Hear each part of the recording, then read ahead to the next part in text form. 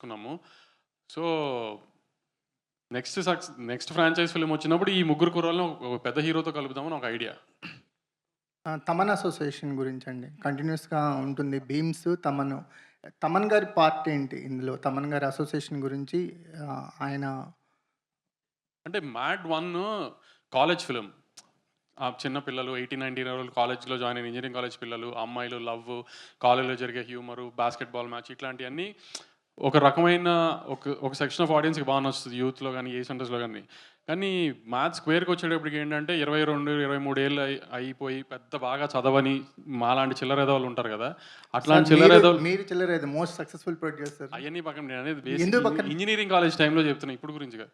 ఇప్పుడు 40 ఏళ్ళు పెళ్ళై పిల్లలున్నోళ్ళ గురించి కాదు ఇది. 23 ఏళ్ళు, 22 ఏళ్లలో పెద్దగా ఇంజినీరింగ్ చదివి, పెద్ద బాగా చదవకుండా ఎంఎస్‌లు, యూఎస్‌లు ఇయన్నీ కాకుండా బ్యాచ్ ఉంటారు కదా కొంతమంది. క్యాంపస్ ఇంటర్వ్యూలు కాకుండా బ్యాచ్. ఆ బ్యాచ్ ఒక ముగ్గురు, నలుగురు కలిసి గోవా ఎళ్తే చేసే అల్లరి చిల్లర పనులన్నీ మాస్‌గా ఉంటాయి కదా! క్లాస్‌గా అయితే డెఫినెట్‌గా ఉండవు కదా! కాబట్టి ఈ మాస్ మూవ్‌మెంట్స్ అన్నిటిని ఎలివేట్ చేయడానికి తమన్ గారుగా ఉంటే బెటర్ అనిపించింది నాకు.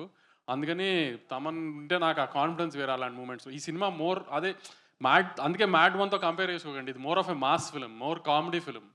మాస్ మూవ్‌మెంట్స్ ఎక్కువుంటాయి.